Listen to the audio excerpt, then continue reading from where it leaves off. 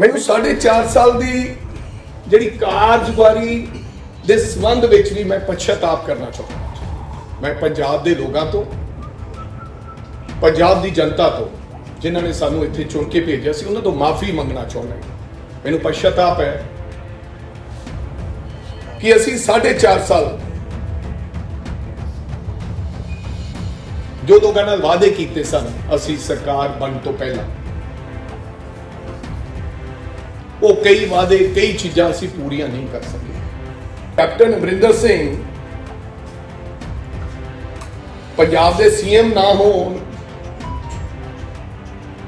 ਉਹ ਇੱਕ compromise chief minister ਬਣ ਗਏ। ਕੰਪਰੋਮਾਈਜ਼ ਜਿਨ੍ਹਾਂ ਨੇ ਇਹ ਮਾਫੀਆ, ਜਿਨ੍ਹਾਂ ਦੇ ਰਾਜ ਚ ਆਇਆ, ਬੀਜੇਪੀ ਅਕਾਲੀ ਦਲ ਦਾ ਅਲਾਇੰਸ, ਉਹਨਾਂ ਦੇ ਰਾਜ ਦੇ ਵਿੱਚ ਇਹ ਮਾਫੀਆ ਪੈਦਾ ਹੋਇਆ ਤੇ ਸਾਡੇ ਚੀਫ ਮਿਨਿਸਟਰ ਸਾਹਿਬ ਨੇ ਉਹਨਾਂ ਨਾਲ ਹੀ ਕੰਪਰੋਮਾਈਜ਼ ਕਰ ਲਿਆ। ਸਿਸਟਮ ਨੂੰ ਅਪਾਹਜ ਬਣਾ ਦਿੱਤਾ ਗਿਆ, ਸਿਸਟਮ ਨੂੰ ਅਪਾਹਜ ਬਣਾ ਦਿੱਤਾ ਗਿਆ। ਇਸ ਜਿਹੜੀਆਂ ਸਾਰੀਆਂ ਅੱਜ ਪ੍ਰਾਪਤੀਆਂ ਤੁਹਾਨੂੰ ਗਿਣਾਵਾਂਗਾ, ਤੁਹਾਨੂੰ ਇਹ ਦੱਸਣਾ ਚਾਹੁੰਦਾ ਕਿ 21 ਦਿਨਾਂ ਚ ਅਸੀਂ ਟੈਕਸ ਡਿਫਾਲਟਰ ਅਤੇ ਗੈਰ ਕਾਨੂੰਨੀ ਪਰਮਿਟ ਵਿਰੁੱਧ ਕਾਰਵਾਈ ਕੀਤੀ ਤੇ ਟੈਕਸ ਦਾ ਭੁਗਤਾਨ ਨਾ ਕਰਨ, ਗੈਰ ਕਾਨੂੰਨੀ ਪਰਮਿਟ ਅਤੇ ਅਧੂਰੇ ਹੋਰ ਕਈ ਕਾਰਨਾਂ ਦੇ ਕਰਕੇ ਅਸੀਂ 258 ਬੱਸਾਂ 258 ਬੱਸਸ ਨੂੰ ਜ਼ਬਤ ਕਰ ਲਿਆ ਗਿਆ ਤੇ ਕਈ ਹੋਰਾਂ ਦੇ ਚਲਾਨ ਕੀਤੇ ਗਏ, ਜਿਹੜੀਆਂ ਕਿ ਇੰਪਾਊਂਡ ਕੀਤੀਆਂ ਨੇ। ਪਰ ਵੱਡੀ ਗੱਲ ਇਹ ਹੋਈ ਕਿ ਵਿਰੋਧੀ ਪਾਰਟੀ ਦੇ ਕਿਸੇ ਵੀ ਆਗੂ ਨੇ ਇਹ ਦਾਅਵਾ ਨਹੀਂ ਕੀਤਾ ਕਿ ਇਹ ਗਲਤ ਹੋਇਆ। ਉਹਨਾਂ ਨੇ ਇਹ ਮੰਨਿਆ ਕਿ ਇਹ ਗਲਤੀਆਂ ਸਨ, ਅਸੀਂ ਟੈਕਸ ਪੇ ਨਹੀਂ ਕੀਤਾ, ਇਸ ਕਰਕੇ ਸਾਡੀਆਂ ਬੱਸਾਂ ਇੰਪਾਊਂਡ ਕੀਤੀਆਂ ਗਈਆਂ ਹਨ। ਔਰ ਇਹਦੇ ਨਾਲ ਸਰਕਾਰੀ ਖਜ਼ਾਨੇ ਵਿੱਚ 3.29 ਕਰੋੜ ਰੁਪਏ ਦਾ ਸਾਨੂੰ ਜਿਹੜਾ ਕਿ ਟੈਕਸ ਕਲੈਕਸ਼ਨ ਹੋਈ ਹੈ ਹੁਣ ਤੱਕ 3 ਕਰੋੜ 29 ਲੱਖ। 15 ਸਤੰਬਰ ਤੋਂ 30 ਸਤੰਬਰ ਤੱਕ ਸਾਡੇ ਕੋਲੇ ਪੀਆਰਟੀਸੀ ਔਰ ਪਨਬਸ ਦੀ ਜਿਹੜੀ ਬੁਕਿੰਗ ਸੀਗੀ 15 ਤੋਂ 30, ਯਾਨੀ ਕਿ 15 ਦਿਨ ਦੀ booking, Aam talking about 15 days, ਉਹ 46.28 ਸੀ, ਯਾਨੀ ਕਿ 46 ਕਰੋੜ 28 ਲੱਖ 15 ਦਿਨਾਂ ਦੀ। ਪੀਆਰਟੀਸੀ ਪਨਬਸ ਦੋਨਾਂ ਦੀ ਪਰ ਡੇ ਬੁਕਿੰਗ 15 ਦਿਨ ਕਲੈਕਸ਼ਨ ਤੇ 1 ਅਕਤੂਬਰ ਤੋਂ ਬਾਅਦ 15 ਅਕਤੂਬਰ ਤੱਕ 54 ਕਰੋੜ 26 ਲੱਖ ਡੇਲੀ ਦੀ ਜਿਹੜੀ ਬੁਕਿੰਗ ਹੈ 15 ਦਿਨਾਂ ਦੀ ਬੁਕਿੰਗ। ਇਹਦੇ ਵਿੱਚ ਅਗਰ ਆਮਦਨ ਚ ਵਾਧਾ ਗੱਲ ਕਰੀਏ, 15 ਦਿਨ ਪਹਿਲਾਂ 15 ਦਿਨਾਂ ਦੀ ਦੋਵਾਂ ਸਾਡੀ ਕੰਪਨੀਆਂ ਦੀ ਬੁਕਿੰਗ ਸੀਗੀ 46.28। ਹੁਣ ਅਗਰ 1 ਅਕਤੂਬਰ ਤੋਂ 15 ਅਕਤੂਬਰ ਦੀ ਗੱਲ ਕਰੀਏ, ਜਦੋਂ ਮੈਂ ਸੰਭਾਲਿਆ ਕੰਮ, ਤਾਂ 54.26, ਯਾਨੀ ਕਿ ਆਮਦਨ ਵਿੱਚ ਵਾਧਾ 7 ਕਰੋੜ 98 ਦਾ ਹੋਇਆ। ਤੇ ਵਾਧੇ ਦੀ ਦਰ ਦੀ ਜੇ ਗੱਲ ਕਰੀਏ, ਇੰਨੀ ਤਾਂ ਗਰੋਥ ਕਿਸੇ ਦੀ ਹੋਈ ਨਹੀਂ ਹੋਣੀ, 17.24%। ਸਭ ਤੋਂ ਪਹਿਲਾਂ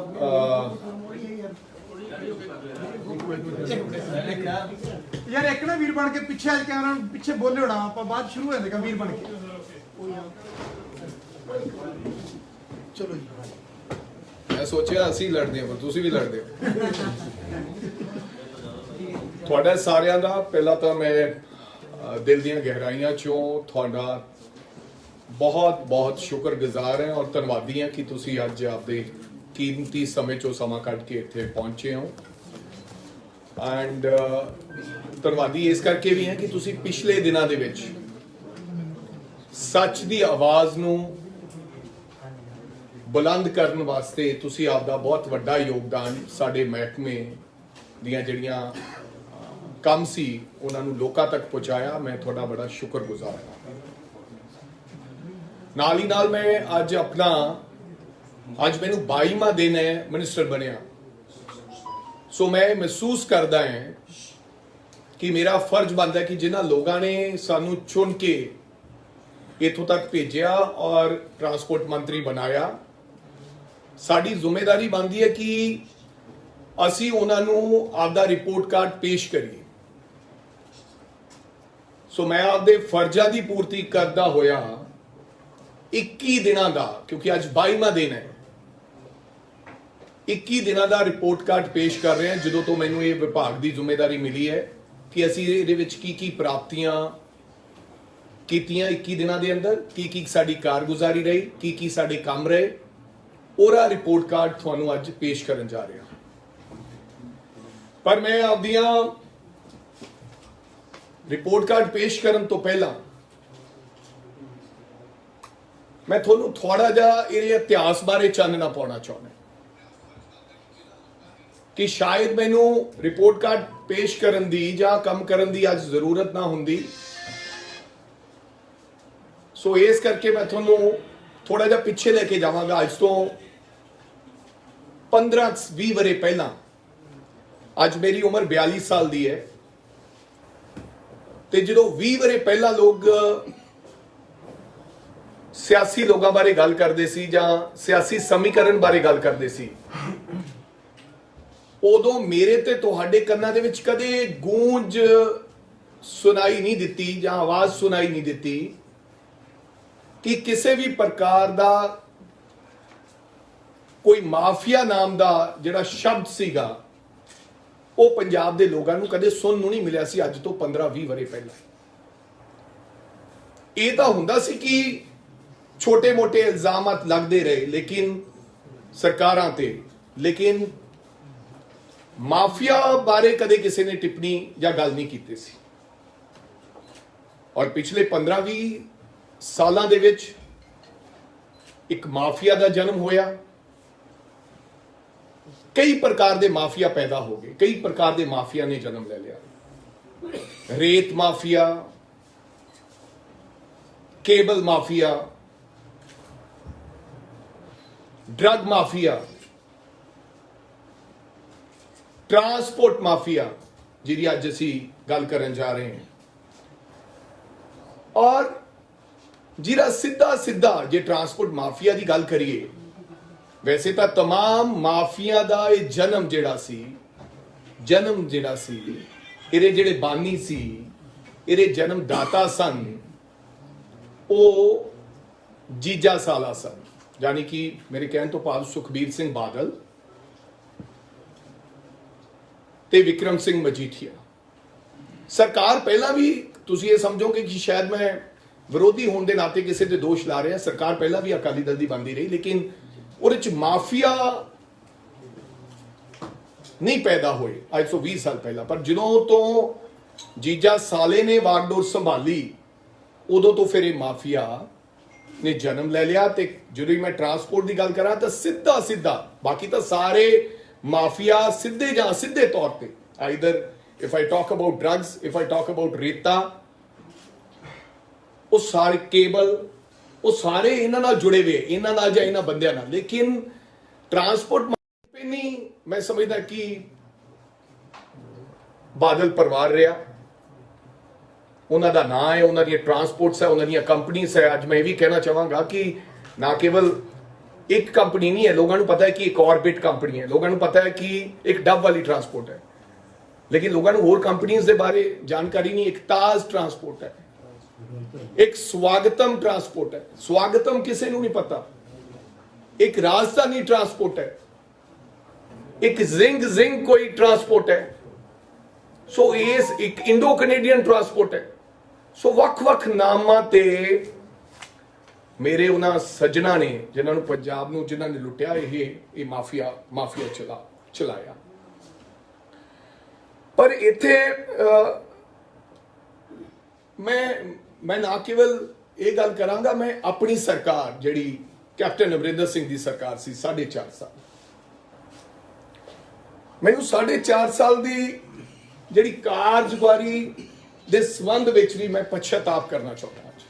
ਮੈਂ ਪੰਜਾਬ ਦੇ ਲੋਕਾਂ ਤੋਂ, ਪੰਜਾਬ ਦੀ ਜਨਤਾ ਤੋਂ, ਜਿਨ੍ਹਾਂ ਨੇ ਸਾਨੂੰ ਇੱਥੇ ਚੁਣ ਕੇ ਭੇਜਿਆ ਸੀ, ਉਹਨਾਂ ਤੋਂ ਮਾਫੀ ਮੰਗਣਾ ਚਾਹੁੰਦਾ। ਮੈਨੂੰ ਪਛਤਾਪ ਹੈ ਕਿ ਅਸੀਂ 4.5 ਸਾਲ ਜੋ ਲੋਕਾਂ ਨਾਲ ਵਾਅਦੇ ਕੀਤੇ ਸਨ, ਅਸੀਂ ਸਰਕਾਰ ਬਣਨ ਤੋਂ ਪਹਿਲਾਂ, ਉਹ ਕਈ ਵਾਅਦੇ, ਕਈ ਚੀਜ਼ਾਂ ਅਸੀਂ ਪੂਰੀਆਂ ਨਹੀਂ ਕਰ ਸਕੇ। ਅੱਜ ਕੱਲ ਪਰਸੋਂ ਮੈਨੂੰ ਕੋਈ ਪ੍ਰੈਸ ਵਾਲੇ ਸਵਾਲ ਕਰ ਰਹੇ ਸਨ ਕਿ ਕੈਪਟਨ ਅਮਰਿੰਦਰ ਸਿੰਘ ਇਹ ਮਹਿਸੂਸ ਕਰ ਰਹੇ ਕਿ ਉਹਨਾਂ ਨੂੰ ਬੇਇੱਜ਼ਤ ਕਰਕੇ ਲਾਇਆ ਗਿਆ। ਇਹ ਬਿਲਕੁਲ ਗਲਤ ਗੱਲ ਹੈ। ਉਹ ਕਹਿੰਦੇ ਕਿ ਕੈਪਟਨ ਅਮਰਿੰਦਰ ਸਿੰਘ ਨੇ 84 ਦੀ ਗੱਲ ਕੀਤੀ, ਉਹਨਾਂ ਨੇ ਅਸਤੀਫਾ ਦਿੱਤਾ, ਉਹਨਾਂ ਨੇ ਪਾਣੀਆਂ ਦੀ ਗੱਲ ਕੀਤੀ, ਬਿਲकुल ਠੀਕ ਹੈ ਕੀਤੀ। ਔਰ ਅਗਰ ਪਾਣੀਆਂ ਦੀ ਗੱਲ ਕੀਤੀ, 84 ਦੀ ਗੱਲ ਕੀਤੀ, ਤੇ ਪੰਜਾਬ ਦੇ ਲੋਕਾਂ ਨੇ ਤੇ ਕਾਂਗਰਸ ਪਾਰਟੀ ਨੇ ਉਹਨਾਂ ਨੂੰ ਮੁੱਖ ਮੰਤਰੀ ਬਣਾਇਆ। ਔਰ 9.5 ਸਾਲ ਇਤਿਹਾਸ ਦੇ ਵਿੱਚ ਪੰਜਾਬ ਦਾ ਮੁੱਖ ਮੰਤਰੀ ਹੋਰ ਕੋਈ ਨਹੀਂ ਰਿਹਾ ਕਾਂਗਰਸ ਪਾਰਟੀ ਦੇ ਵਿੱਚ, ਕੇਵਲ ਕੈਪਟਨ ਅਮਰਿੰਦਰ ਸਿੰਘ ਰਹੇ। ਲੇਕਿਨ ਇਸ ਵਾਰੀ ਜਿਹੜਾ ਮੈਂਡੇਟ ਮਿਲਿਆ ਸੀਗਾ, ਇਹ तमाम ਜਿਹੜੇ ਵਾਅਦੇ ਮਾਫੀਆ ਖਤਮ ਕਰਨ ਦੇ ਵਾਅਦੇ ਇਹ ਕੈਪਟਨ ਅਮਰਿੰਦਰ ਸਿੰਘ ਨੇ ਕੀਤੇ ਸੀ, ਜਿਹਦੇ ਵਿੱਚ ਅਸੀਂ ਵੀ ਐਮਐਲਏ ਸਾਂ। ਇਹ ਉਹਨਾਂ ਨੇ ਕੀਤੇ ਸੀ। ਸੋ ਮੈਂ ਸਮਝਦਾ ਕਿ ਉਹ ਜਿਹੜਾ ਗੁਪਤ ਸਮਝੌਤਾ ਸੀਗਾ, ਮੈਂ ਇੱਥੇ ਇਹ ਗੱਲ ਕਹਾਂਗਾ ਕਿ ਕੈਪਟਨ ਅਮਰਿੰਦਰ ਸਿੰਘ ਪੰਜਾਬ ਦੇ ਸੀਐਮ ਨਾ ਹੋਣ, ਉਹ ਇੱਕ ਕੰਪਰੋਮਾਈਜ਼ ਚੀਫ ਮਿਨਿਸਟਰ ਬਣ ਗਏ। ਕੰਪਰੋਮਾਈਜ਼ ਚੀਫ ਮਿਨਿਸਟਰ ਕਿ ਉਹਨਾਂ ਨੇ तमाम ਉਹਨਾਂ ਲੋਕਾਂ ਨਾਲ ਕੰਪਰੋਮਾਈਜ਼ ਕਰ ਲਿਆ ਜਿਨ੍ਹਾਂ ਨੇ ਇਹ ਮਾਫੀਆ, ਜਿਨ੍ਹਾਂ ਦੇ ਰਾਜ ਚ ਆਇਆ, ਬੀਜੇਪੀ ਅਕਾਲੀ ਦਲ ਦਾ ਅਲਾਈਅੰਸ, ਉਹਨਾਂ ਦੇ ਰਾਜ ਦੇ ਵਿੱਚ ਇਹ ਮਾਫੀਆ ਪੈਦਾ ਹੋਇਆ ਤੇ ਸਾਡੇ ਚੀਫ ਮਿਨਿਸਟਰ ਸਾਹਿਬ ਨੇ ਉਹਨਾਂ ਨਾਲ ਹੀ ਕੰਪਰੋਮਾਈਜ਼ ਕਰ ਲਿਆ। ਸਿਸਟਮ ਨੂੰ ਅਪਾਹਜ ਬਣਾ ਦਿੱਤਾ ਗਿਆ, ਸਿਸਟਮ ਨੂੰ ਅਪਾਹਜ ਬਣਾ ਦਿੱਤਾ ਗਿਆ। ਇਸ ਜਿਹੜੀਆਂ ਸਾਰੀਆਂ ਅੱਜ ਪ੍ਰਾਪਤੀਆਂ ਤੁਹਾਨੂੰ ਗਿਣਾਵਾਂਗਾ ਟਰਾਂਸਪੋਰਟ ਮਹਿਕਮੇ ਦੀਆਂ, ਇਹ 4 ਸਾਲ 4.5 ਸਾਲ ਪਹਿਲਾਂ ਵੀ ਹੋ ਸਕਦੀਆਂ ਸਨ। ਇਸੇ ਕਰਕੇ ਮੈਂ ਅਮਰਿੰਦਰ ਸਿੰਘ ਨੂੰ ਕੰਪਰੋਮਾਈਜ਼ ਚੀਫ ਮਿਨਿਸਟਰ ਦਾ ਨਾਮ ਦਿੱਤਾ। ਜਿਵੇਂ ਕਿ ਕਈ ਵਾਰੀ ਉਹ ਕਹਿੰਦੇ ਬੱਸ ਦੇ ਵਿੱਚ ਲਿਖਿਆ ਹੁੰਦਾ, ਬੱਸ ਦੇ ਵਿੱਚ ਕਿ ਸਾਵਧਾਨੀ ਹਟੀ ਤੇ ਦੁਰਘਟਨਾ ਘਟੀ। ਤੇ ਉਹ ਸਰਕਸ ਵੇਖਿਆ ਹੋਣਾ ਤੁਸੀਂ, ਆਮ ਅਸੀਂ ਛੋਟੇ ਹੁੰਦੇ ਵੇਖਦੇ ਸੀ, ਇੱਕ ਉਹ ਰੱਸੀ ਤੇ ਚੱਲਦਾ ਬੰਦਾ ਤੇ ਉਹ ਬੈਲੈਂਸ ਬਣਾ ਕੇ ਰੱਖਦਾ, ਉਹਦੇ ਹੱਥ 'ਚ ਸੋਟੀ ਹੁੰਦੀ ਹੈ ਤੇ ਉਹ ਬੈਲੈਂਸ ਬਣਾ ਕੇ ਚੱਲ ਰਿਹਾ ਹੁੰਦਾ, ਤੇ ਜਦੋਂ ਬੈਲੈਂਸ ਵਿਗੜਿਆ ਉਹ ਬੰਦਾ ਥੱਲੇ। ਸੋ ਇਹ ਬੈਲੈਂਸ ਉਹਨਾਂ ਨੇ ਵਿਗਾੜਿਆ। ਜਿਹੜਾ ਉਤਰਾਨ ਵਾਲਾ ਕੰਮ ਹੈ, ਪੰਜਾਬ ਦੀ ਜਨਤਾ ਇਹ ਨਹੀਂ ਚਾਹੁੰਦੀ ਸੀ। ਪੰਜਾਬ ਦੀ ਜਨਤਾ ਇਹ ਚਾਹੁੰਦੀ ਸੀ ਕਿ ਹੁਣ captain Amarinder Singh compromise chief minister ਬਣ ਚੁੱਕੇ ਆ, ਇਹਨਾਂ ਨੂੰ ਜਾਣਾ ਚਾਹੀਦਾ ਹੈ। ਇਹ ਕਿਸੇ ਕਾਂਗਰਸ ਨੇ ਜਾਂ ਕਿਸੇ ਹੋਰ ਵਿਅਕਤੀ ਨੇ ਨਹੀਂ ਕੀਤਾ। ਔਰ ਅੱਜ ਜਿਹੜਾ ਗੱਲਾਂ ਚੱਲ ਰਹੀਆਂ ਪਾਰਟੀ ਬਣਾਉਣ ਦੀਆਂ, ਜਾਂ ਹੀ ਇਜ਼ ਟਾਕਿੰਗ ਅਬਾਊਟ ਕਿ ਅਸੀਂ ਬੀਜੇਪੀ ਨਾਲ ਅਲਾਈਅੰਸ ਕਰਾਂਗੇ ਜਾਂ ਫਲਾਂ, ਇਹ ਸਾਰਾ ਉਹ ਕੰਪਰੋਮਾਈਜ਼ ਦਾ ਹਿੱਸਾ ਹੈ, ਉਸ ਕੰਪਰੋਮਾਈਜ਼ ਦਾ ਹਿੱਸਾ ਹੈ। ਸੋ ਇਹ ਸਾਰੇ ਵਾਅਦੇ ਉਦੋਂ ਹੋਏ, ਲੇਕਿਨ ਚਲੋ ਇਹਦੇ ਨਾਲ ਮੈਂ ਹੁਣ ਆਪਦੇ ਕੰਮਾਂ-ਕਾਰਾਂ ਦੀ ਗੱਲ ਕਰਾਂ। ਮੈਂ ਤੁਹਾਨੂੰ ਇਹ ਦੱਸਣਾ ਚਾਹੁੰਦਾ ਕਿ 21 ਦਿਨਾਂ 'ਚ ਅਸੀਂ ਟੈਕਸ ਡਿਫਾਲਟਰ ਅਤੇ ਗੈਰ ਕਾਨੂੰਨੀ ਪਰਮਿਟ ਵਿਰੁੱਧ ਕਾਰਵਾਈ ਕੀਤੀ ਤੇ ਟੈਕਸ ਦਾ ਭੁਗਤਾਨ ਨਾ ਕਰਨ, ਗੈਰ ਕਾਨੂੰਨੀ ਪਰਮਿਟ ਅਤੇ ਅਧੂਰੇ ਹੋਰ ਕਈ ਕਾਰਨਾਂ ਦੇ ਕਰਕੇ ਅਸੀਂ 258 ਬੱਸਾਂ 258 ਬੱਸਸ ਨੂੰ ਜ਼ਬਤ ਕਰ ਲਿਆ ਗਿਆ ਤੇ ਕਈ ਹੋਰਾਂ ਦੇ ਚਲਾਨ ਕੀਤੇ ਗਏ, ਜਿਹੜੀਆਂ ਕਿ ਇੰਪਾਊਂਡ ਕੀਤੀਆਂ ਗਈਆਂ। ਔਰ ਵੱਡੀ ਗੱਲ ਇਹ ਹੋਈ ਕਿ ਵਿਰੋਧੀ ਪਾਰਟੀ ਦੇ ਕਿਸੇ ਵੀ ਆਗੂ ਨੇ ਇਹ ਦਾਅਵਾ ਨਹੀਂ ਕੀਤਾ ਕਿ ਇਹ ਗਲਤ ਹੋਇਆ। ਉਹਨਾਂ ਨੇ ਇਹ ਮੰਨਿਆ ਕਿ ਇਹ ਗਲਤੀਆਂ ਸਨ, ਅਸੀਂ ਟੈਕਸ ਪੇ ਨਹੀਂ ਕੀਤਾ, ਇਸ ਕਰਕੇ ਸਾਡੀਆਂ ਬੱਸਾਂ ਇੰਪਾਊਂਡ ਕੀਤੀਆਂ ਗਈਆਂ ਹਨ। ਔਰ ਇਹਦੇ ਨਾਲ ਸਰਕਾਰੀ ਖਜ਼ਾਨੇ ਵਿੱਚ 3.29 ਕਰੋੜ ਰੁਪਏ ਦਾ ਸਾਨੂੰ ਜਿਹੜਾ ਕਿ ਟੈਕਸ ਕਲੈਕਸ਼ਨ ਹੋਈ ਹੈ ਹੁਣ ਤੱਕ 3 ਕਰੋੜ 29 ਲੱਖ ਟੈਕਸ ਜਮਾ ਹੋ ਚੁੱਕਾ, ਜਿਸ ਵਿੱਚ ਜ਼ਿਆਦਾ ਟੈਕਸ ਵੱਡੀਆਂ ਕੰਪਨੀਆਂ ਨੇ ਜਿਹੜਾ ਕਿ 25% ਜਿਹੜਾ ਸਾਨੂੰ ਦਿੱਤਾ। ਔਰ ਇਹ ਵੀ ਦੱਸਾਂਗਾ ਕਿ ਟੈਕਸ ਇਹਨਾਂ ਨੂੰ ਅਸੀਂ 1 ਸਾਲ ਦਾ ਟੈਕਸ, ਜਿੱਥੇ ਕਈ ਲੋਕ ਕਰੋਨਾ ਕਾਲ ਦੀ ਗੱਲ ਕਰਦੇ ਆ, ਅਸੀਂ ਇਹਨਾਂ ਨੂੰ 1 ਸਾਲ ਦਾ ਟੈਕਸ, ਪਹਿਲਾਂ ਸਾਡੇ ਕੁਝ ਸਾਥੀਆਂ ਨੇ ਉਹ ਟੈਕਸ ਦੇ ਵਿੱਚ ਰਾਹਤ ਦਿੱਤੀ ਪੂਰੇ ਸਾਲ ਦਾ, ਮਗਰ ਕਿ 2020 ਦਾ ਮੁਕੰਮਲ tax it's approximately about 95 crore ਜਿਹੜਾ ਕਿ ਇਹਨਾਂ ਵੱਡੇ ਲੋਕਾਂ ਨੂੰ ਰਾਹਤ ਮਿਲ ਚੁੱਕੀ ਹੈ। ਇਹ ਮੇਰੇ ਆਉਣ ਤੋਂ ਪਹਿਲਾਂ ਮਿਲੀ ਹੈ। Now they are asking for the new ਰਾਹਤ, ਨਵੀਂ ਇਸ ਸਾਲ ਵੀ, ਲੇਕਿਨ ਉਹਦੀ ਹਜੇ ਤਜਵੀਜ਼ ਬਣ ਰਹੀ ਹੈ। ਅਗਰ ਬਣੇਗੀ ਤਾਂ ਤੁਹਾਨੂੰ ਦੱਸਾਂਗੇ। ਸੋ ਸਭ ਤੋਂ ਵੱਡੀ ਤੇ ਅਹਿਮ ਗੱਲ 15 ਸਤੰਬਰ ਤੋਂ 30 ਸਤੰਬਰ ਤੱਕ ਸਾਡੇ ਕੋਲੇ ਪੀਆਰਟੀਸੀ ਔਰ ਪਨਬਸ ਦੀ ਜਿਹੜੀ ਬੁਕਿੰਗ ਸੀਗੀ 15 ਤੋਂ 30 ਯਾਨੀ ਕਿ 15 ਦਿਨ ਦੀ booking Aam talking about 15 days ਉਹ 46.28 ਸੀਗੀ ਯਾਨੀ ਕਿ 46 ਕਰੋੜ 28 ਲੱਖ 15 ਦਿਨਾਂ ਦੀ ਪੀਆਰਟੀਸੀ ਪਨਬਸ ਦੋਨਾਂ ਦੀ ਪਰ ਡੇ ਬੁਕਿੰਗ 15 ਦਿਨ ਕੋਲ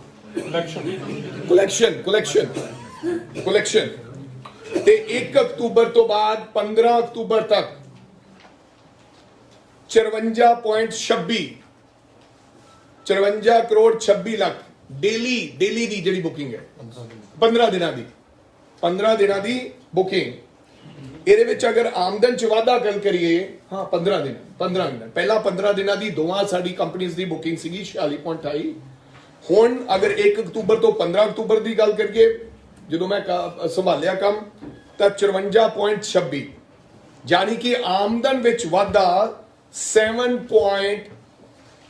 7 ਕਰੋੜ 98 ਹਾਂਜੀ ਦਾ ਹੋਇਆ ਤੇ ਵਾਧੇ ਦੀ ਦਰ ਦੀ ਜੇ ਗੱਲ ਕਰੀਏ ਇੰਨੀ ਤਾਂ ਗਰੋਥ ਕਿਸੇ ਦੀ ਹੋਈ ਨਹੀਂ ਹੋਣੀ 17.24%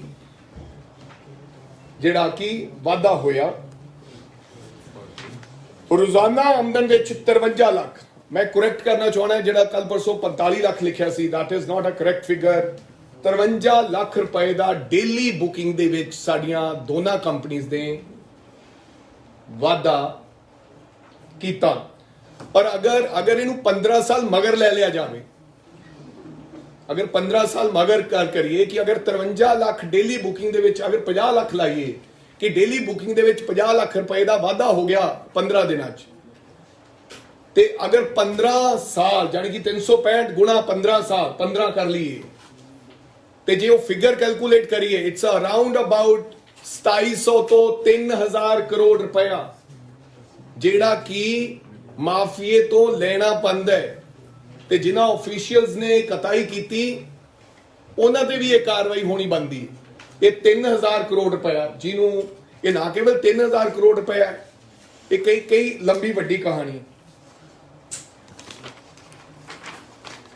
ਸੋ ਇਸ ਤੋਂ ਬਾਅਦ ਨਵੀਆਂ ਬੱਸਾਂ ਤੇ ਨਵੀਆਂ ਨੌਕਰੀਆਂ 842 ਬੱਸਾਂ ਨਵੀਆਂ ਬੱਸਾਂ ਖਰੀਦਣ ਲਈ ਟਾਟਾ ਕੰਪਨੀ ਨੂੰ ਆਰਡਰ ਦੇ ਦਿੱਤਾ ਗਿਆ ਹੈ ਜਿਹੜੀਆਂ ਕਿ 45 ਤੇ ਇਹਦੇ ਵਿੱਚੋਂ ਪੰਜਾਬ ਰੋਡਵੇਜ਼ ਦੀਆਂ 587 ਬੱਸਾਂ ਤੇ ਪੀਆਰਟੀਸੀ ਦੀਆਂ 255 ਬੱਸਾਂ ਸ਼ਾਮਲ ਨੇ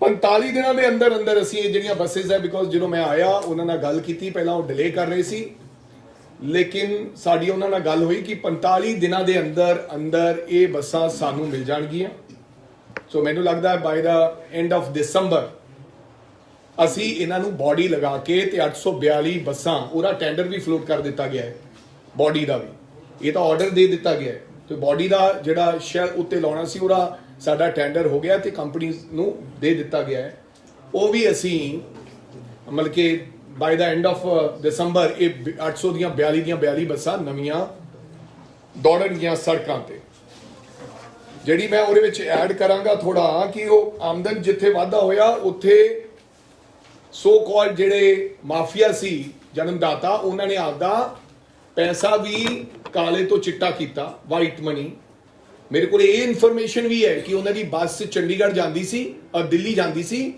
ਦਿੱਲੀ ਤੋਂ ਵਾਪਸ ਆਉਂਦੀ ਸੀ ਇੱਕ ਦਿਨ 'ਚ ਡਬਲ ਟ੍ਰਿਪ ਲਾ ਹੀ ਨਹੀਂ ਸਕਦੀ ਬੱਸ ਕਿ ਇੱਥੋਂ ਦਿੱਲੀ ਜਾਣਾ ਤੇ ਦਿੱਲੀ ਤੋਂ ਵਾਪਸ ਆਉਣਾ ਇੱਕ ਟ੍ਰਿਪ ਲੱਗਦਾ ਹੈ ਲੇਕਿਨ ਕਾਗਜ਼ਾਂ ਦੇ ਵਿੱਚ ਕੇਵਲ 9000 ਰੁਪਇਆ ਲਿਆ ਜਾਂਦਾ ਸੀ ਹਰਿਆਣਾ ਟੈਕਸ ਭਰ ਕੇ ਤੇ ਉਹਨੂੰ ਚਲਾ ਕੇ ਦਿਖਾਇਆ ਜਾਂਦਾ ਸੀ ਕਿ ਇਹਨੇ ਡਬਲ ਟ੍ਰਿਪ ਲਾ ਲਿਆ ਉਹ ਜਿਹੜਾ ਪੈਸਾ ਦੂਸਰੇ ਧੰਦਿਆਂ ਤੋਂ ਆਉਂਦਾ ਸੀ ਰੇਤ ਤੋਂ ਕੇਬਲ ਤੋਂ ਡਰੱਗਸ ਤੋਂ ਉਹਨਾਂ ਨੂੰ ਚਿੱਟਾ ਕਰਨ ਦੇ ਵਿੱਚ ਇਹ ਬੱਸਾਂ ਦਾ ਵੀ ਯੋਗਦਾਨ ਉਸ ਮਾਫੀਏ ਨੇ ਇਸਤੇਮਾਲ ਕੀਤਾ ਅੱਗੇ ਜੀ ਨੌਕਰੀਆਂ ਲਈ ਭਰਤੀ ਪ੍ਰਕਿਰਿਆ ਨਵੀਆਂ ਬੱਸਾਂ ਲਈ ਲਗਭਗ ਸਾਨੂੰ 800 ਡਰਾਈਵਰ ਕੰਡਕਟਰ ਅਤੇ ਹੋਰ ਸਟਾਫ ਦੀ ਭਰਤੀ ਪ੍ਰਕਿਰਿਆ ਉਹ ਅਸੀਂ ਸ਼ੁਰੂ ਕਰ ਦਿੱਤੀ ਹੈ ਐਫਡੀ ਸਾਹਿਬ ਕੋਲ ਸਾਡੀ ਪ੍ਰਪੋਜ਼ਲ ਚਲੀ ਗਈ ਹੈ ਬੱਸਾਂ ਆਉਣ ਤੋਂ ਪਹਿਲਾਂ ਸਾਡੀ ਇਹ ਅਸੀਂ ਇਹਨਾਂ तमाम ਲੋਕਾਂ ਨੂੰ ਆਊਟਸੋਰਸ ਜਾਂ ਕੰਟਰੈਕਟ ਦੇ ਰਾਹੀਂ ਅਸੀਂ ਇਹਨਾਂ ਨੂੰ ਭਰਤੀ ਕਰ ਲਿਆ ਜਾਏਗਾ ਸੋ ਦੈਟ ਸਾਡੀ ਬੱਸ ਜਦੋਂ ਆਏਗੀ ਤੇ ਉਹ ਇੱਕ ਦਿਨ ਵੀ ਖੜੀ ਨਾ ਹੋਵੇ ਬਿਨਾਂ ਡਰਾਈਵਰਸ ਤੇ ਕੰਡਕਟਰਸ ਤੋਂ।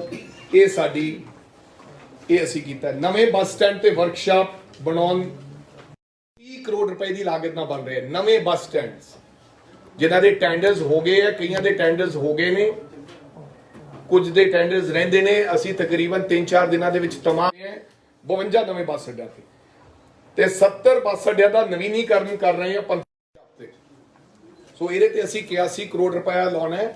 ਇਹ तमाम ਜਿਹੜੇ ਕੰਮ ਹੈ ਅਸੀਂ ਇਹਨਾਂ ਨੂੰ ਚੌਥੇ ਮੁਤਾਬਕ ਜਿਹੜਾ ਲੇਟ ਹੋਏਗਾ, ਜੇ ਕੋਈ ਲੇਟ ਹੋਏਗਾ ਉਹਨੂੰ ਅਸੀਂ ਜੁਰਮਾਨਾ ਪਾਵਾਂਗੇ 7 ਦਿਨਾਂ ਦੇ ਅੰਦਰ ਅੰਦਰ। ਜਿਹੜਾ 7 ਡੇਜ਼ ਔਰ 15 ਡੇਜ਼ 3 ਡੇਜ਼ ਦਾ ਡਿਸਪੈਚ ਦਾ ਸਮਾਂ ਅਸੀਂ 3 ਦਿਨਾਂ ਚ ਉਹਦਾ ਡਰਾਈਵਿੰਗ ਲਾਇਸੈਂਸ ਤੇ ਰਜਿਸਟ੍ਰੇਸ਼ਨ ਡਿਸਪੈਚ ਕਰਾਂਗੇ। ਅਗਰ 3 ਦਿਨਾਂ ਤੋਂ ਬਾਅਦ ਡਿਲੇ ਕਰੇਗਾ ਉਹ ਤਾਂ ਅਸੀਂ ਉਹਦੇ ਤੇ ਉਹਨੂੰ ਜੁਰਮਾਨਾ ਪਾਵਾਂਗੇ। ਤੇਰੇ ਨਾਲ ਇੱਕ ਹੋਰ ਕੀਤਾ ਕਿ ਪਹਿਲਾਂ 7 ਦਿਨ ਡਿਸਪੈਚ ਹੋਣ ਤੋਂ ਬਾਅਦ ਅਗਰ ਕਈ ਵਾਰੀ ਕੋਈ ਲਾਇਸੈਂਸ ਨਹੀਂ ਲੈਣ ਆਉਂਦਾ, ਰਜਿਸਟ੍ਰੇਸ਼ਨ ਨਹੀਂ ਲੈਣ ਆਉਂਦਾ ਤਾਂ 7 ਦਿਨ ਉਹ ਪੋਸਟ ਆਫਿਸ ਰਹਿੰਦੀ ਸੀ ਉਹਦੀ ਕਾਪੀ ਔਰ ਲਾਇਸੈਂਸ। ਕਈ ਵਾਰੀ ਕਿਤੇ ਬੰਦਾ ਬਾਹਰ ਗਿਆ ਹੁੰਦਾ, ਲੇਕਿਨ ਹੁਣ ਅਸੀਂ ਉਹਨੂੰ ਵਧਾ ਕੇ ਸਮਾਂ 15 ਦਿਨ ਦਾ ਕਿਹਾ ਕਰਨ ਵਾਸਤੇ ਕਿ 15 ਦਿਨ ਉਹ ਪੋਸਟ ਆਫਿਸ ਰਹੇਗੀ ਤਾਂ ਜੋ ਕੋਈ ਵਿਅਕਤੀ ਵੀ 15 ਦਿਨਾਂ ਦੇ ਅੰਦਰ ਅੰਦਰ ਪੋਸਟ ਆਫਿਸ ਤੋਂ ਆਪਦਾ ਲਾਇਸੈਂਸ ਜਾਂ ਰਜਿਸਟ੍ਰੇਸ਼ਨ ਲੈ ਸਕਦਾ ਹੈ। ਡਰਾਈਵਿੰਗ ਲਾਇਸੈਂਸ ਸਰਟੀਫਿਕੇਟਸ ਅਤੇ ਆਰਟੀਏ ਦੇ ਦਫ਼ਤਰ ਵਿੱਚ ਹੋਰ ਕਈ ਪੈਂਡੈਂਸੀ ਬਹੁਤ ਪਈ ਹੈ। ਜਦੋਂ ਅਸੀਂ ਇਹਨੂੰ ਇੱਥੇ ਸੈਂਟਰਲਾਈਜ਼ ਕੀਤਾ, ਇੱਥੇ ਸਾਡੀ ਹੁਣ ਪ੍ਰਿੰਟਿੰਗ ਹੁੰਦੀ ਹੈ ਰਜਿਸਟ੍ਰੇਸ਼ਨ ਦੀ ਤੇ ਉਹਦੀ ਕਾਪੀ ਲਾਇਸੈਂਸ ਦੀ, ਪਰ ਲੇਕਿਨ ਪੁਰਾਣਾ ਉਸ ਤੋਂ ਪਹਿਲਾਂ ਦੀਆਂ ਕਈ ਪੈਂਡੈਂਸੀ ਪਈਆਂ, ਕਈ ਸ਼ਿਕਾਇਤਾਂ ਸਾਨੂੰ ਮਿਲੀਆਂ। ਸੋ ਅਸੀਂ ਹੁਣ ਪੈਂਡੈਂਸੀ ਮੇਲਾ ਲਾ ਰਹੇ ਹਾਂ। ਸੋ ਅਸੀਂ ਸਟਾਰਟ ਕਰ ਰਹੇ ਹਾਂ ਮੁਕਤਸਰ ਸਾਹਿਬ ਤੋਂ ਇਹਦਾ ਪਾਇਲਟ।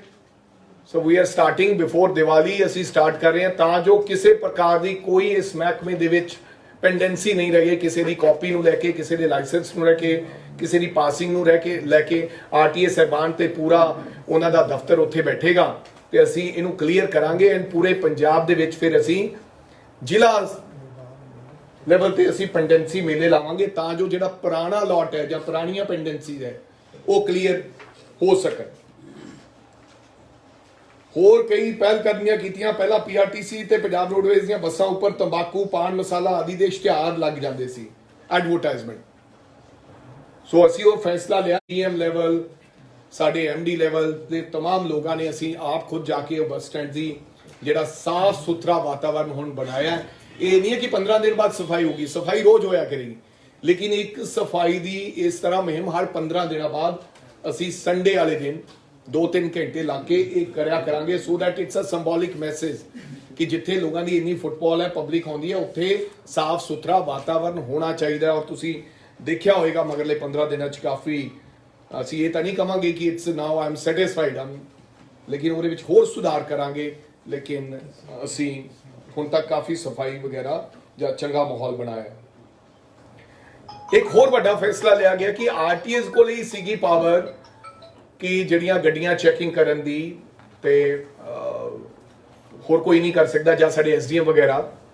ਅਸੀਂ ਹੁਣ ਜੀਐਮਸ ਨੂੰ, to all ਜੀਐਮਸ, right Shiva ji, ਅਸੀਂ ਸਾਰੇ ਜੀਐਮਸ ਨੂੰ ਜਿਹੜੇ ਵੀ ਹੈ ਪੀਆਰਟੀਸੀ ਪਨਬਸ ਦੇ, ਅਸੀਂ ਉਹਨਾਂ ਨੂੰ ਇੱਕ ਪਾਵਰ ਦਿੱਤੀ ਹੈ ਕਿ ਹੁਣ ਉਹ 500 ਮੀਟਰ ਦੇ ਏਰੀਆ 'ਚ ਬੱਸ ਅੱਡਾ ਤੇ 500 ਮੀਟਰ ਦੇ ਏਰੀਆ 'ਚ ਵਿੱਚ ਚੈਕਿੰਗ ਕਰਨਗੇ। ਕਈ ਵਾਰੀ ਬੱਸ ਸਟੈਂਡ ਦੇ ਬਾਹਰ ਬੱਸਿਸ ਖੜੀਆਂ ਹੁੰਦੀਆਂ, ਉਹ ਅੰਦਰ ਲੈ ਕੇ ਨਹੀਂ ਜਾਂਦੇ। ਬਹੁਤ ਸੇ ਲੋਕਾਂ ਨੇ ਅੱਡ ਅੱਡੇ ਬਣਾਏ ਹੋਏ ਜਿਹੜੇ। ਸੋ ਕਿਤੇ ਵੀ ਇਰੈਗੂਲਰਿਟੀਜ਼ ਹੋ ਰਹੀਆਂ ਤਾਂ ਸਾਡੇ ਜੀਐਮਸ ਉਹਨਾਂ ਨੂੰ ਚੈੱਕ ਕਰਕੇ ਉਹਨਾਂ ਦੇ ਬਣਦੀ ਕਾਰਵਾਈ ਕਰ ਸਕਦੇ ਆ। ਪਹਿਲਾਂ ਪਾਵਰ ਇਹ ਜੀਐਮ ਸਾਹਿਬ ਕੋਲੇ ਨਹੀਂ ਸੀ, ਜੇ ਹੁਣੇ ਦਿੱਤੀ ਹੈ 500 ਮੀਟਰ ਦੇ ਦਾਇਰੇ 'ਚ, ਬੱਸ ਸਟੈਂਡ ਤੋਂ 500 ਮੀਟਰ ਦੇ ਦਾਇਰੇ 'ਚ। ਵੱਖ-ਵੱਖ ਯੂਨੀਅਨਸ ਮਿਲੀਆਂ ਸਾਨੂੰ, ਤੁਸੀਂ ਦੇਖਿਆ ਹੋਣਾ ਕਿ ਪੀਆਰਟੀਸੀ ਯੂਨੀਅਨ ਦੇ ਪਹਿਲਾਂ ਧਰਨੇ ਵਰਨੇ ਲੱਗੇ ਸੀ, ਸਾਰਾ ਕੁਝ। ਅਸੀਂ ਇਹ ਫੈਸਲਾ ਕਰਤਾ ਕਿ तमाम ਉਹਨਾਂ ਲੋਕਾਂ ਦੀ ਤਨਖਾਹ ਦੇ ਵਿੱਚ 30% ਵਾਧਾ, ਜਿਹੜਾ ਕਿ ਇਸੇ ਮਹੀਨੇ ਤੋਂ ਅਸੀਂ ਦੇਣ ਜਾ ਰਹੇ ਹਾਂ, ਤੇ 5% ਇਨਕਰੀਮੈਂਟ ਹਰ ਸਾਲ ਉਹਨਾਂ ਦੀ ਤਨਖਾਹ ਦੇ ਵਿੱਚ, ਕਿਉਂਕਿ ਉਹਨਾਂ ਤੋਂ ਬਿਨਾਂ ਸੀ ਉਹ ਅਧੂਰੇ ਆ। ਔਰ ਮੈਨੂੰ ਲੱਗਦਾ ਮਹਿੰਗਾਈ ਦੇ ਨਾਲ ਨਾਲ ਉਹਨਾਂ ਪਰਿਵਾਰਾਂ ਨੂੰ ਇਹ ਜ਼ਰੂਰਤ ਸੀਗੀ। ਸੋ ਇਹ ਬੜੀ ਪਹਿਲ ਕਦਮੀ ਹੈ। ਮੁੱਖ ਮੰਤਰੀ ਸਾਹਿਬ ਨਾਲ ਮਿਲ ਕੇ ਉਹਨਾਂ ਦੀ ਮੀਟਿੰਗ ਕਰਾ ਕੇ ਇਹ ਫੈਸਲਾ ਬਿਲਕੁਲ ਰਿਜ਼ੋਲਵ ਹੋ ਚੁੱਕਿਆ। ਤਾਂ ਹੀ ਤੁਸੀਂ ਦੇਖਿਆ ਹੋਣਾ ਕਿਸੇ ਪ੍ਰਕਾਰ ਦਾ ਕੋਈ ਧਰਨਾ ਜਿਹੜਾ ਉਹ ਨਹੀਂ ਹੈ। ਔਰ ਇਸੇ ਮਹੀਨੇ ਤੋਂ ਉਹਨਾਂ ਦੀ ਤਨਖਾਹ ਦੇ ਵਿੱਚ ਅਸੀਂ ਵਾਧੇ ਨਾਲ 30% ਤਨਖਾਹ ਉਹਨਾਂ ਦੀ ਪਾਵਾਂਗੇ ਤੇ ਹਰ process of law will be established in transport department. ਕਿਸੇ ਪ੍ਰਕਾਰ ਦੀ ਕੋਈ ਵੀ ਕੋਤਾਹੀ ਇਹਦੇ ਵਿੱਚ ਨਹੀਂ ਹੋਏਗੀ ਐਂਡ ਪੂਰਨ ਤੌਰ ਤੇ ਅਸੀਂ ਕਾਇਦੇ ਕਾਨੂੰਨ ਨੂੰ ਕਾਇਮ ਰੱਖਦੇ ਹੋਏ ਇਸ ਮਹਿਕਮੇ ਨੂੰ ਤਰੱਕੀ ਦੀਆਂ ਲੀਹਾਂ ਵੱਲ ਲੈ ਕੇ ਜਾਵਾਂਗੇ ਔਰ ਲੋਕਾਂ ਨੂੰ ਇਹਦੇ ਰਾਹੀਂ ਬਹੁਤ ਅਸੀਂ ਬੇਰੋਜ਼ਗਾਰ ਲੋਕਾਂ ਨੂੰ ਰੋਜ਼ਗਾਰ ਦੇ ਸਕਦੇ ਹਾਂ ਔਰ ਇੱਕ ਦਿਨ ਆਏਗਾ ਕਿ ਮੇਰੇ ਮਨ ਦੀ ਇੱਛਾ ਹੈ ਕਿ ਲੋਕ ਇਹ ਗੱਲ ਇਹ ਕਹਿਣ ਕਿ ਟਰਾਂਸਪੋਰਟ ਜਿਹੜਾ ਮਹਿਕਮਾ ਹੈ ਉਹਦੇ ਕਰਕੇ ਸਰਕਾਰ ਨੂੰ ਰੈਵਨਿਊ ਦਾ ਬਹੁਤ ਫਾਇਦਾ ਹੋ ਰਿਹਾ ਹੈ ਉਹਦੇ ਕਰਕੇ ਲੋਕਾਂ ਨੂੰ ਸਹੂਲਤਾਂ ਮਿਲ ਰਹੀਆਂ ਔਰ ਦੇਸ਼ ਭਰ ਦੇ ਵਿੱਚ ਲੋਕ ਪੰਜਾਬ ਟਰਾਂਸਪੋਰਟ ਮਹਿਕਮੇ ਦੀ ਗੱਲ ਕਰਨ ਮੇਰੇ ਮਨ ਦੀ ਇਹ ਇੱਛਾ ਹੈ ਔਰ ਪਰਮਾਤਮਾ ਔਰ ਤੁਹਾਡਾ ਸੰਯੋਗ ਅਗਰ ਮਿਲਦਾ ਰਿਹਾ ਇਹਨਾਂ ਮਾਫੀਆ ਦੇ ਖਿਲਾਫ ਲੜਾਈ ਲੜਨ ਵਾਸਤੇ ਤਾਂ ਮੈਂ ਤੁਹਾਡੇ ਨਾਲ ਇਹ ਪੂਰਨ ਵਾਅਦਾ ਕਰਦਾ ਕਿ ਇਹ ਬਿਲਕੁਲ ਅਸੀਂ ਕਰਕੇ तमाम ਮੇਰੇ ਆਫਿਸਰ ਸਹਿਬਾਨ ਇਹ ਕੋਈ ਇਟਸ ਨਾਟ ਅ ਕਿ ਇਕੱਲੇ ਵਿਅਕਤੀ ਦਾ ਕੰਮ it's a team work Shiva Prasad ji ਸਾਡੇ ਐਮਡੀ ਸਹਿਬਾਨ ਤਾਂ ਸਾਡੇ तमाम ਆਰਟੀਏ ਸਹਿਬਾਨ तमाम ਸਾਡੇ ਜੀਐਮ ਸਹਿਬਾਨ ਇਹਨਾਂ ਲੋਕਾਂ ਦੇ ਸੰਯੋਗ ਨਾਲ ਹੀ ਮੈਂ ਇਹ ਸਭ ਕੁਝ ਕਰ ਪਾਇਆ and of course it's a ਆਸ਼ੀਰਵਾਦ ਸਾਨੂੰ ਕਹਿ ਲਓ ਸਾਨੂੰ ਬਲੇਸਿੰਗਸ ਕਹਿ ਲਓ ਚਰਨਜੀਤ ਸਿੰਘ ਚੰਨੀ ਸਾਹਿਬ ਸਾਡੇ ਮੁੱਖ ਮੰਤਰੀ ਪੰਜਾਬ ਕਿਉਂਕਿ ਉਹਨਾਂ ਨੇ ਪਹਿਲੇ ਦਿਨ ਇਹ ਨਾਅਰਾ ਦਿੱਤਾ ਕਿ ਕਿਸੇ ਪ੍ਰਕਾਰ ਦਾ ਕੋਈ ਮਾਫੀਆ ਪੰਜਾਬ ਦੇ ਵਿੱਚ ਨਹੀਂ ਰਹੇਗਾ ਉਹਨਾਂ ਦੇ ਉਸੇ ਸ਼ਬਦਾਂ ਤੇ ਪਹਿਰਾ ਦਿੰਦੇ ਹੋਏ ਅਸੀਂ ਇਸ ਮੁਹਿੰਮ ਨੂੰ ਜਾਰੀ ਰੱਖਾਂਗੇ ਤੁਹਾਡਾ ਸਾਰਿਆਂ ਦਾ ਬਹੁਤ ਬਹੁਤ ਧੰਨਵਾਦ